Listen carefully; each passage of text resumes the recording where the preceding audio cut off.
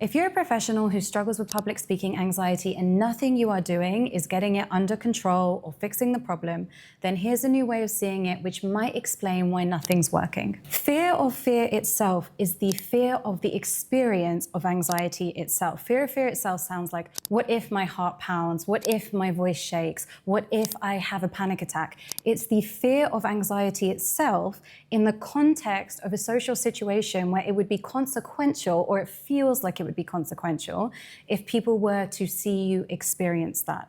So for many people, we're acutely aware that in a public speaking situation or even an interview or a podcast or something like that, there's often no escape. We know that if we were to experience problematic anxiety, that we wouldn't be able to leave or exit the situation quickly without it having some type of professional or social consequence. And that is why we can be uncomfortable, but generally okay with having heart palpitations from stress inside of the house. But the moment we have it in a public evaluative situation, we don't want it because it feels like it has consequence and we can't escape.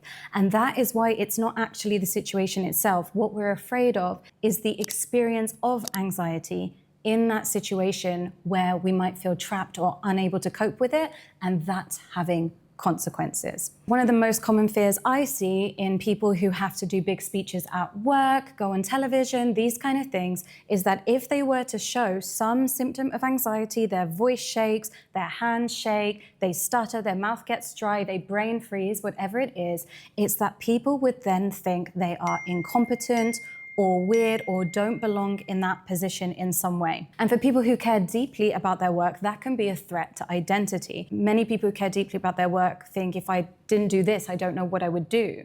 So when those fears come down to, can I sustain this job? Would I be fired? Would people ridicule me? It adds so much more on. And I'm not saying many people are standing there on the stage thinking about all of this, but that's often what's going on in the background of our mind. And that's why public speaking anxiety is quite different to other phobias. For example, with a dog phobia, what if the dog attacks me? Normally with exposure, and we keep doing it and we keep doing it, we learn that in the majority, most dogs don't attack you.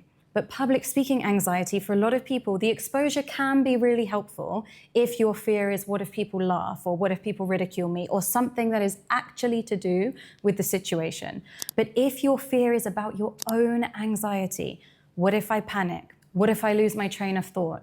What if I forget my words and then have a panic attack? Then the exposure to the situation is actually secondary. What we really need to do is actually have exposure to the way that we're responding to anxiety in that moment so that we're not afraid of it. We're not having the fear of fear in that moment. We could experience a heart palpitation and not react, and then it would just pass in the same way it would pass in a more neutral situation. Now, I'm not saying it's as easy as that and just don't react, but that is often why exposure for a lot of people in public speaking doesn't really work, because they're not actually exposing to the fear itself, which is not the situation. It's the fear of experiencing fear in the context of that situation, because of what that might mean about them or the perception of that. And if you're someone that has actually experienced a loss of control of anxiety, that can be so terrifying that it means you now have the fear of fear in any public speaking scenario, and then it can sometimes creep out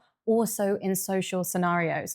So a total loss of control when it comes to anxiety is essentially your anxiety got so bad, whether that was a panic attack or an anxiety attack or just really uncomfortable physical symptoms, that you felt like you had lost control of your body. You had lost control of your emotional state. And for most people, that means we sort of fake illness, get off the stage, whatever it is, but it changes your relationship to anxiety of something that you can tolerate and cope with to something where you no longer believe that you can control and cope with it. And that plays into the fear of fear significantly in the future. So if this has helped you understand yourself and understand what's going on for you public speaking, then let me know in the comments. I'd love to hear your thoughts.